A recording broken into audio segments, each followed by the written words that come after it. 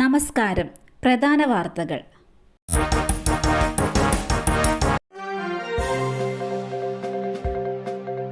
വയനാട് ദുരന്തബാധിതരുടെ വായ്പ എഴുതിത്തള്ളുന്നതിൽ ഇടക്കാല ഉത്തരവുമായി ഹൈക്കോടതി.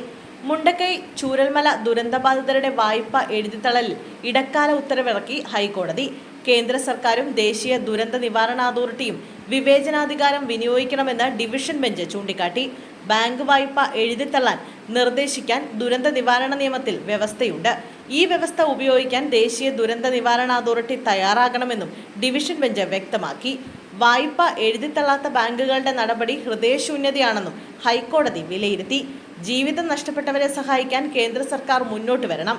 കേന്ദ്ര സർക്കാർ ക്ഷേമരാഷ്ട്രത്തിലെ ഭരണനിർവഹണം നടത്തുമെന്നാണ് തങ്ങൾ കരുതുന്നതെന്നും എഴുതിത്തള്ളേണ്ടത് വലിയ തുകയല്ലെന്നും ഹൈക്കോടതി കേന്ദ്രത്തെ ഓർമ്മിപ്പിച്ചു. തഹാവൂർ റാണ അറസ്റ്റിൽ. ഡൽഹി വിമാനത്താവളത്തിൽ വെച്ച് അറസ്റ്റ് രേഖപ്പെടുത്തി NIA. അമേരിക്കയിൽ നിന്നും ഇന്ത്യയിലെത്തിച്ച മുംബൈ ഭീകരാക്രമണ കേസ് മുഖ്യ സൂത്രധാരൻ തഹാവൂർ റാണയുടെ അറസ്റ്റ് NIA രേഖപ്പെടുത്തി. റാണയെ പാട്യാല ഹൗസ് കോടതിയിൽ ഉടൻ ഹാജരാക്കും. തുടർന്ന് NIA ആസ്ഥാനത്തേക്ക് റാണയെ എത്തിക്കും.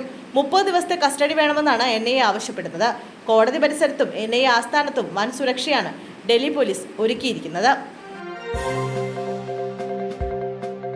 കരുനാഗപ്പള്ളിയിൽ യൂത്ത് കോൺഗ്രസ് നേതാവിന് കുത്തേറ്റു. യൂത്ത് കോൺഗ്രസ് കരുനാഗപ്പള്ളി നിയോജക മണ്ഡലം സെക്രട്ടറി ഷാഫി മുരുകാലയത്തിനാണ് കുത്തേറ്റത്. അയൽവാസി കൂടിയായ അൻസാറാണ് കുത്തിയത്. ഷാഫിയെ കുത്തിയ ശേഷം അൻസാർ കരുനാഗപ്പള്ളി പോലീസ് സ്റ്റേഷനിൽ കീഴടങ്ങി. ഇരുവരും തമ്മിലുള്ള കുടുംബ പ്രശ്നങ്ങളാണ് കത്തിക്കുത്തിൽ കലാശിച്ചതെന്നാണ് പ്രാഥമിക നിഗമനം.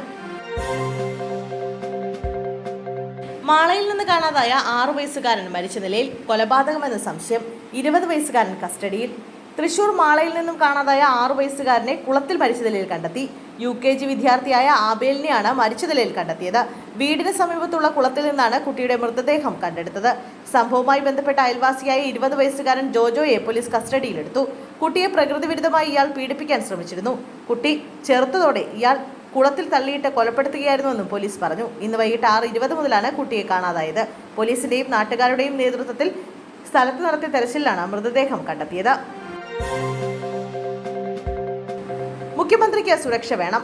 ആലപ്പുഴ കടപ്പുറത്തെ കടകൾ അടച്ചിടണമെന്ന് നോട്ടീസ്. പ്രതിഷേധം. മുഖ്യമന്ത്രിയുടെ സുരക്ഷയ്ക്ക് കച്ചവട വിലക്ക്. ആലപ്പുഴ കടപ്പുറത്തെ കടകൾ അടച്ചിടാൻ നോട്ടീസ്. 84 കടകൾക്കാണ് നോട്ടീസ് നൽകിയത്. നാളെ KPMA സമ്മേളനത്തിൽ മുഖ്യമന്ത്രി പങ്കെടുക്കുന്നതിനാലാണ് കടകൾ അടച്ചിടാൻ നിർദ്ദേശം നൽകിയിരിക്കുന്നത്. ആലപ്പുഴ സൗത്ത് പോലീസാണ് നോട്ടീസ് നൽകിയത്. സംഭവത്തിൽ പ്രതിഷേധം അറിയിച്ച് Alappuzha beach workers Congress INTUC രംഗത്തെത്തി.